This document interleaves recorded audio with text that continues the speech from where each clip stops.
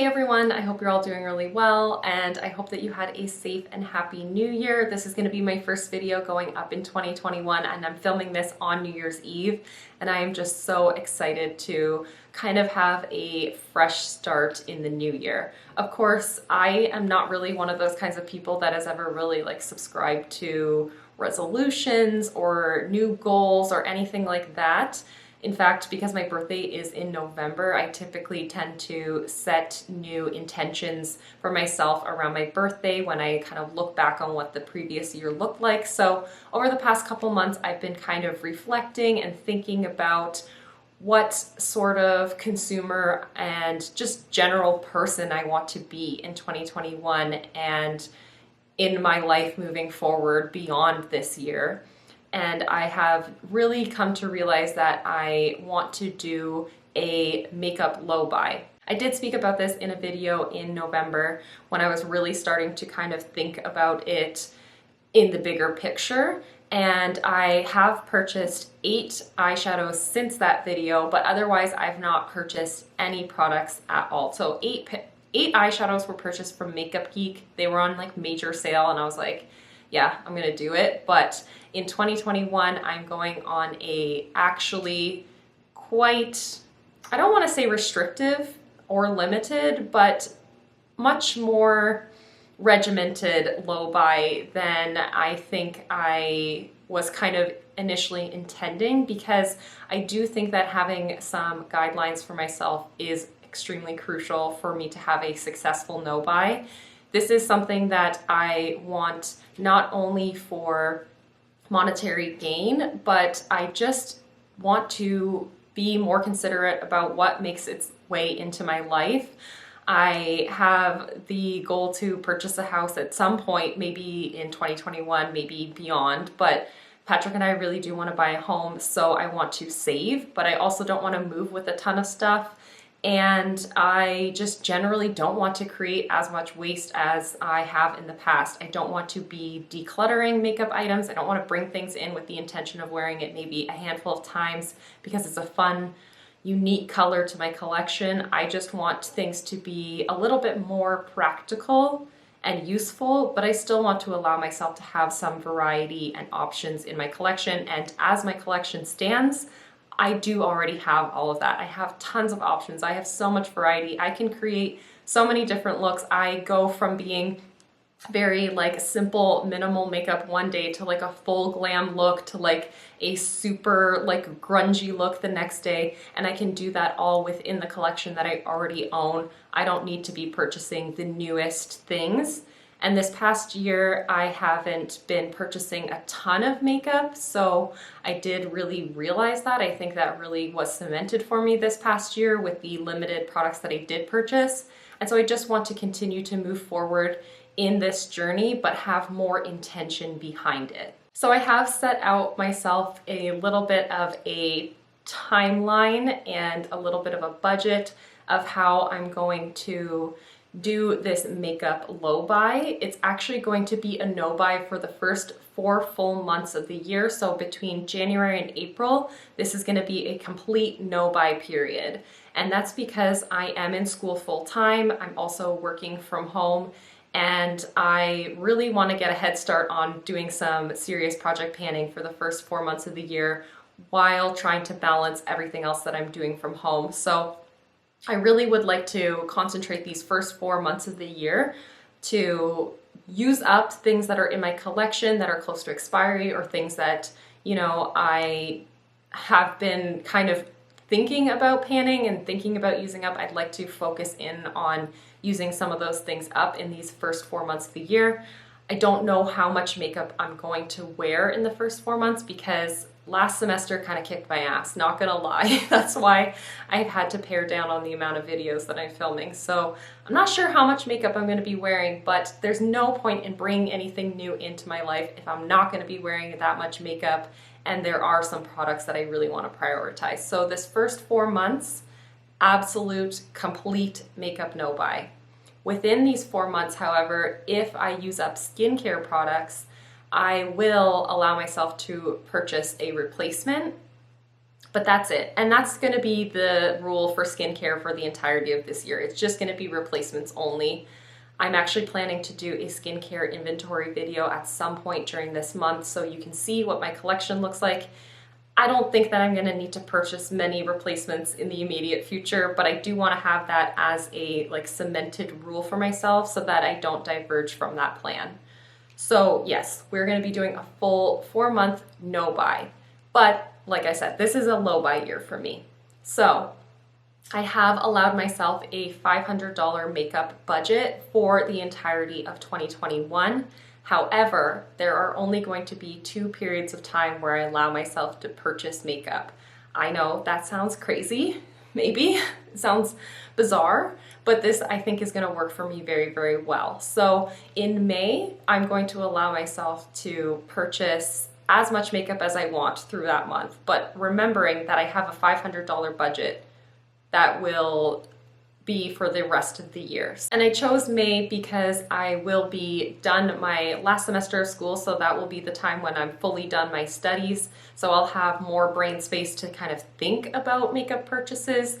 Of course, the Sephora VIB sale being beneficial to me as well, although I don't even know if I made VIB last year.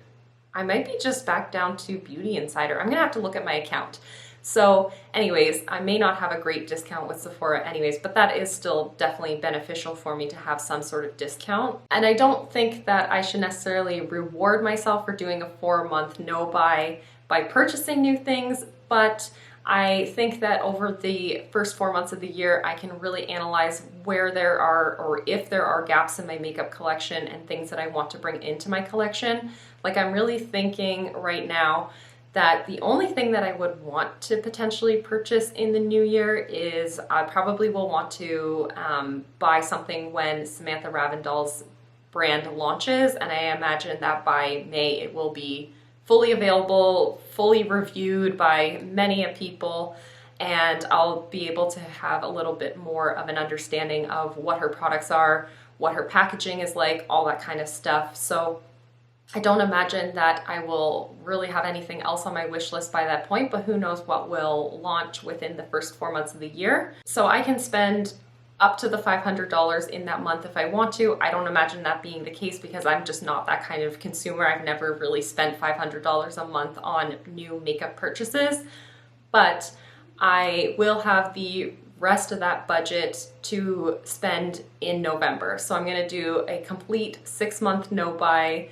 throughout the end of May up until the beginning of November. So I guess technically like 5 months. I'm gonna do a full no buy again for that period. And then the month of November is when I have my 30th birthday. So I don't necessarily want to reward myself with a gift per se, but I mean, it's kind of a big deal. It's kind of a big milestone. And if I do have a little bit of my budget remaining, then I would like to spend it on something potentially special to myself. But I don't really know what I'm gonna want to purchase at that time. I mean, that's nearly a year from now anyways, but I don't foresee myself really wanting a lot of stuff at that time. But November is a good month for sales. So again, I could optimize my budget by purchasing through Black Friday sales potentially, or the Sephora VIB sale again. Or I may have already spent my full budget by that time. I'm not really too sure, but those will be the 2 prime periods where I can purchase makeup. Otherwise, I'm gonna be on a no buy for the rest of the year. I think it's totally doable.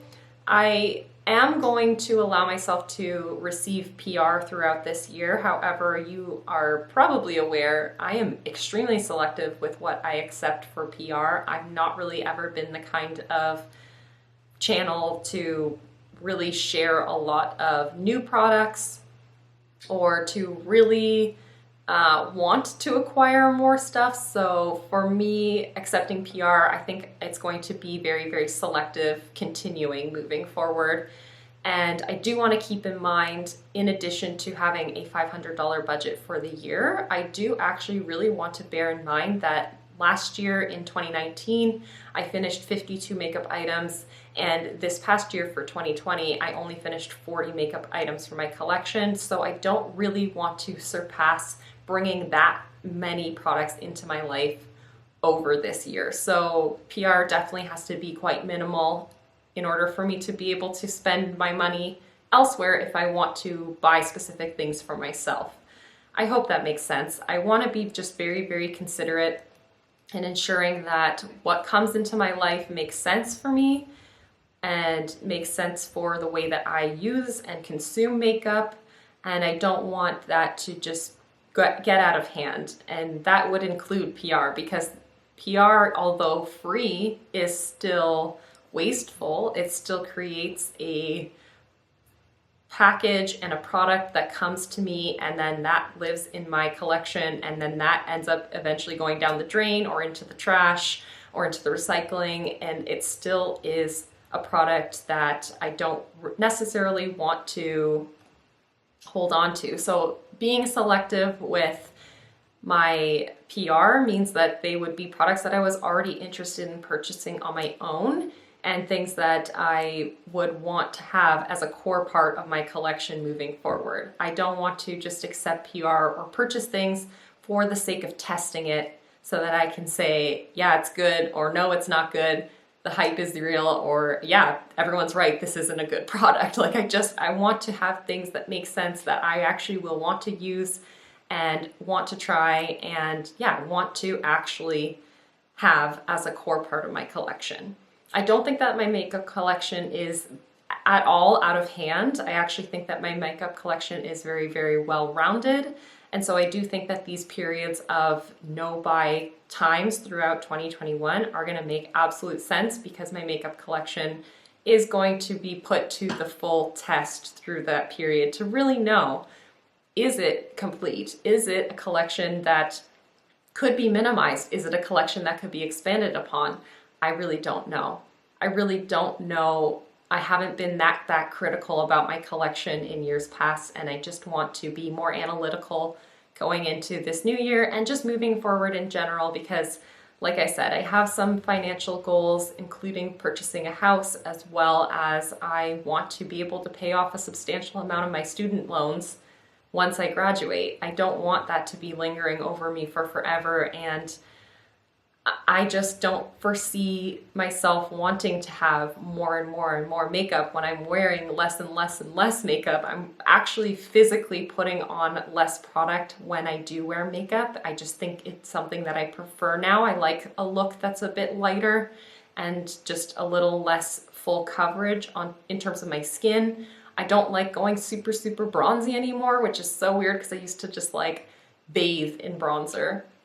And even highlighter, I don't want to be like beaming. I want to just have things look a little bit more subtle, and maybe that's just because I'm spending time with just me. I'm not out in the world like I used to be.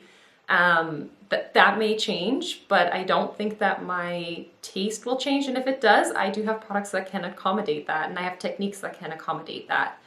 But yeah, I really, really, really just want to be more considerate about what comes into my life and what is really included in my collection. And the 2 periods of time where I'm going to be allowing myself to purchase products are the times when I'm doing my inventory check-ins, because I do my inventory in November, and this coming year I am going to do an inventory check-in in May as well, just at that 6-month mark. So I think by doing the practice of actually having a inventory at the beginning of those months, that will kind of keep me in line with what I end up bringing in throughout those like purchasing months this coming year as well. I feel like I've made this very complex in the way I'm explaining it, but in my mind it seems very, very straightforward and very, very easy. So I really hope that you are following what I'm saying in this video. And I wanted to keep this short, but now at this point it is definitely long. And one other thing that I'm going to be doing throughout this low buy year is, of course, I'm going to continue to be project panning. I'm going to be still doing empties videos. I still want to do the same sort of makeup content that I've been doing over this last few years on my channel, but I am going to also just create a little bit of a low/no buy series where I'm going to do check-ins every 3 months. So I'm not going to be doing this as a monthly video. It's not going to be something like a makeup rehab sort of series that other people do. But all I want to do is just come and kind of just have this sort of video where I sit down and share with you what happened over the past 3 months, what came into my life I might just talk about the skincare products at those check-ins, maybe the makeup products that are tempting me or things that I'm considering purchasing when my purchasing periods are allowed. Like, I'm going to have a video in March and in June and in September, and then one in December. So every 3 months, I'll just talk about where I'm at with my journey of my low buy and just share with you kind of a brief check-in. So if there are specific things that you'd like for me to talk about in those videos, let me know. If you want to hear about products that really tempted me in those videos, I can definitely talk about that. If you want to talk about maybe some things that I've come to realize, if I've had any sort of reflections over this past few months or anything at all, nothing is off the table, because I do want to be a little bit more open about my experiences with makeup, because I do think that that's what's going to help me actually be able to be successful in this no buy. So I don't know what this journey holds for me, but I do think that I have a really good structured plan and intentions, and I'm just gonna see where this takes me. I do think that 2021 is going to be a big year for no and low buys for a lot of people, because we have had this past year of 2020 where we struggled a lot. It was a shitty year. I think collectively we can all say it was a really bad year. But I did have a lot of time personally to have a lot of gratitude for the things that I do own and the people that I have in my life and the life that I do have just as a whole. I'm very, very grateful for the fact that I was able to transition to doing everything fully online. I'm very fortunate, and I'm not saying this in a braggy way whatsoever. I'm saying this in a way that I feel very, very lucky that I was able to work throughout the entire pandemic so far. I've been very, very lucky. And I know that that's not the case for everyone. And I want to thank everyone who's been working on the front line and those of you who have been out in the world. And I can't even imagine. I've been basically a shut-in for most of 2020, and I foresee that being the case for me for 2021. And I'm very lucky for that to be my life and that to be the opportunity that I have. And I just want to continue to show gratitude throughout this coming year. So the $500 that I want to spend or like have as my makeup budget, that's just because I want to spend my money and my time and my energy on things that aren't cosmetic. I want to spend that money and energy and time into building my future and into eating really good food and into eventually building memories with the people that matter to me in my life. And that's where I'd rather be investing my time and money. And so having these intentions and having this goal and this plan, I think I'll be able to like not only grow as a person and just enjoy life and have adventures and have my own life outside of this pandemic, but also I'll be able to actually still, how do I say this? I'll still be able to honor myself as well. Like, May will be at the time where I can honor myself and congratulate myself for getting through school, and November will be the time I can congratulate myself for making it to 30. Yeah, this year has definitely just been a year to be thankful for what I do own and the life that I have, and I don't want makeup to get in the way of that or to hinder that, or to even really be a major part of that experience, but it is a hobby of mine and it's something that I do enjoy. So it is going to come along with this journey, but it's going to be coming along in this growth journey with me in a very, very restrictive way compared to years past. So yeah, anyways, I know that this video got ridiculously long and rambly, but I hope that you enjoyed hearing some of my thoughts about what my 2021 no buy, low buy situation is going to look like. If you're going to be on this journey with me, please let me know down in the comment section. I would love to chat with you about our upcoming experiences, or yeah, but yeah, that's going to be everything. Thank you so much for watching and for hanging out with me, and I will see you in the next one. Bye everyone.